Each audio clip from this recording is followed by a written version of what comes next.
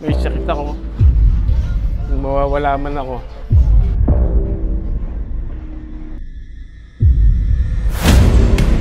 Kaya ikaw nang bahala sa Kayuela. Huwag mo nang sasaktan kasi... Ayan, tanggapin nyo po. Siyempre, meron po kayong balloon. Meron lang po kaming mga delivery para sa inyo. Ayan. Birthday nyo po bukas, tama? Happy birthday! Mas mahalaga pa, bukod sa lahat ng yan, meron po siyang pinapasabi para sa inyo.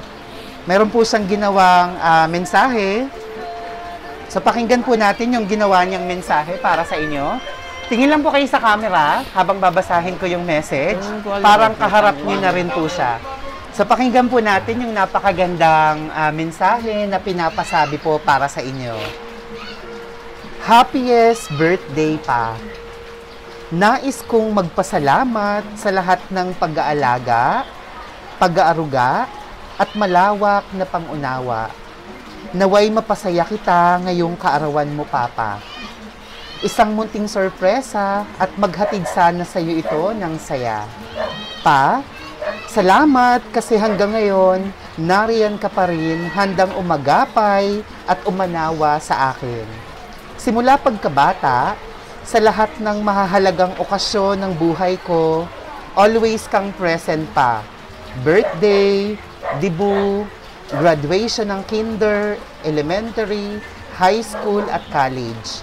At sana, sa huling pinakamahalagang okasyon sa buhay ko, nandyan ka pa rin. Pa, gusto kong makita kita na magsuot ng magandang damit, sapatos, sa okasyon na yon. Gusto ko habang lumalakad ako papalapit sa altar, hawak mo ang mga kamay ko pa. Alam ko, isa ito sa pangarap mo para sa akin. Siguro walang ama na hindi papayag na maihatid ang anak niya na babae sa altar. Kaya magpalakas ka, Papa. Tama na ang mga negative thoughts, ha? Siguro hindi ko na mabilang ilang beses kitang nakitang umiyak nang dahil sa mga naging maling desisyon ko sa buhay noon. Kaya, hayaan mo ako na mapalitan lahat ng luha mo ng saya at kapanatagan ng loob. Pa, ngayon alam ko na kung bakit lahat ng bagay o nangyayari sa atin na di maganda ay may dahilan. Kung bakit ibinigay ni God sa akin ang ganong pagsubok nang di ko kaya. At para ipamulat sa akin na mas marami pang bagay ako na dapat matutunan. Humarap sa mga problema na alam ni God na kakayanin ko. At higit sa lahat para ipamulat sa akin na nandyan ka, Papa. Na ikaw ang mas higit na nagmamahal sa akin. Tinuruan mo akong lumaban sa hamon ng buhay. You made me strong, Pa. Yung dapat, ngitian ko lang lahat ng problema. Naalala ko pa, yung unang umalis ako, yung words of wisdom mo sa akin. Ang sabi mo, umalis ka, ibangon mo ang sarili mo, sabay halik sa noo. Yung mga salitang yon, na hanggang ngayon, dala ko at nasa utak ko. Pa, I did it. Nagawa ko. Naibangon ko ang sarili ko mula sa pagkakalugmok. Yung hindi ko akalain na kaya ko pala. Mas minahal ko ang sarili ko. Mas pinahalagahan ko ang taong mas nagmamahal at nakikita ang halaga ko para sa kanila. Akala ko weak ako pa, hindi pala. Dahil sa iyo pa, naging malakas ako at mas kailangan kong maging malakas para sa iyo at kasama mo humarap sa hamon ng buhay. I never be a perfect daughter, pero isa lang ang maipapangako ko, Papa. Nandito lang ako sa tabi mo, hanggang pagtanda mo, at hanggang sa huli, kasama mo ako. Hindi ko man natupad ang mga pangarap mo para sa akin, pero pagsusumikapan kong mabuhay ng mabuti. Basta pa, lagi mong tandaan na salat man tayo sa salapi, di man kita mabigyan ng marangyang buhay, I will always be here. hindi kita iiwan at para mapahaba pa natin ang buhay mo. Think positive lang ha. Huwag na magdrama kung minsan. Labang lang tayo sa hamon ng buhay. Fight, fight, fight lang tayo. Ayan, mula sa amin ni Raymond, happy birthday, Papa. I love you and I miss you. Wow, napakagandang mensahe. Naiyak na din sila sa likod. Palakpakan natin si Mamuela. Napakagandang mensahe. At meron din po siyang gustong pasalamatan. Ayan. Kukunin ko na ang oportunidad na ito para sa mga taong nakapaligid kay Papa ngayon. O, para sa inyo po ito. Kaway po kayo. Ayan. Malaki ang pagtanaw ko ng utang na loob sa inyo. Maraming salamat sa inyo at lalo na kay Tita Nene. Si Tita Nene po, ayun. Sa pag-aasikaso kay Papa, darating din ang panahon na makakabawi din ako sa'yo. Sa'yo, Tita. At kay Tito Totoy. Ayun. Magpalakas ka din, Tito. Tulungan mo ang sarili mo para makabalik ka na sa dati. At sa inyong lahat, maraming salamat at mag-iingat kayo. Ayan, syempre, naalala rin kayo ng inyong... Ayan.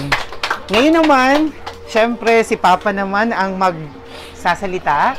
Ano pong gusto niyong sabihin sa napakagandang mensahe ng inyong anak at sa kanyang munting sorpresa nito para sa inyo?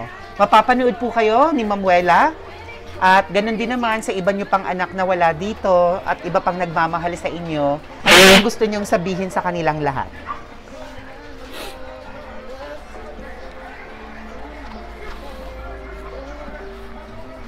Siyempre, una sa lahat,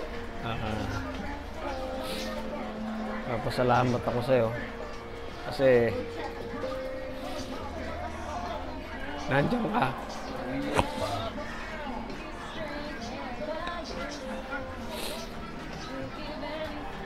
Sumusuporta. Pasalamat ako kasi ikaw yung naging ina ko na tumutulong sa akin. Baka kung sa dami ng pinagdaanan ko, kung wala ka, siguro baka wala na rin ako. Maraming salamat sa mga gastos, lahat.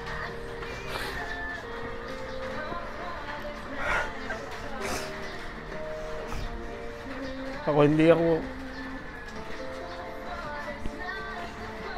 umiiyak na tao pero napaiyak ako dahil siyempre na-surprise ako. Alam ko mahirap.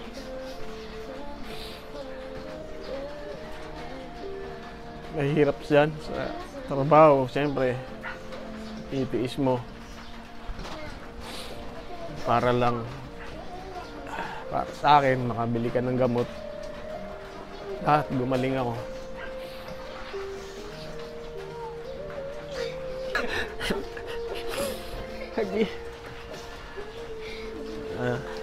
Maraming salamat.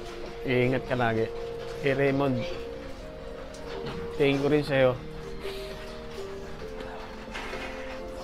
Yung sinabi ko sa'yo, nag-usapan natin ay hindi mo sasabihin kay Wera. Biniling ko sa'yo na kung mawawala man ako, ikaw nang bahala kay Wera. Huwag mo nang sasaktan kasi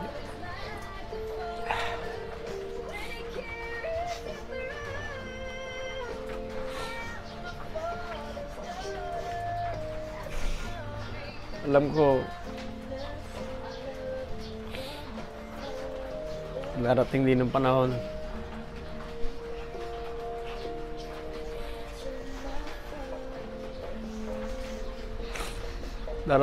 panahon na sasaya ka.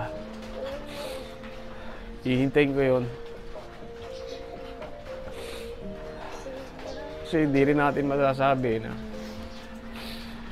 gusto ko nga yung araw na yun dumating na eh. Niisip ko kasi minsan, nag-iisip din ako na may sakit ako. baka biglain ako. Hindi ko naabutin, pero nakahanda ako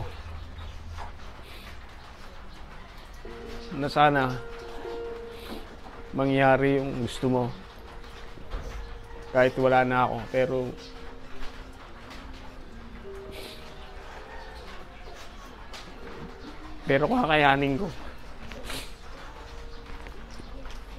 kakayanin ko lahat. Dumating lang yung araw na yun. Anak, maraming salamat.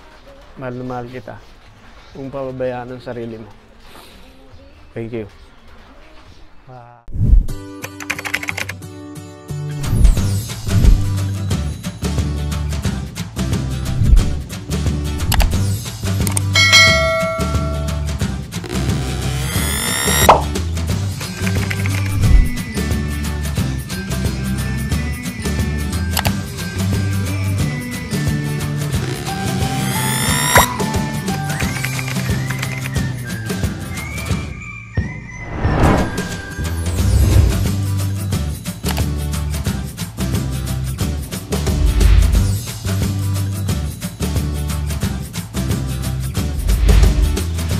This is Shop Biz by Best Shoppers. Everyone, let's spread happiness and love.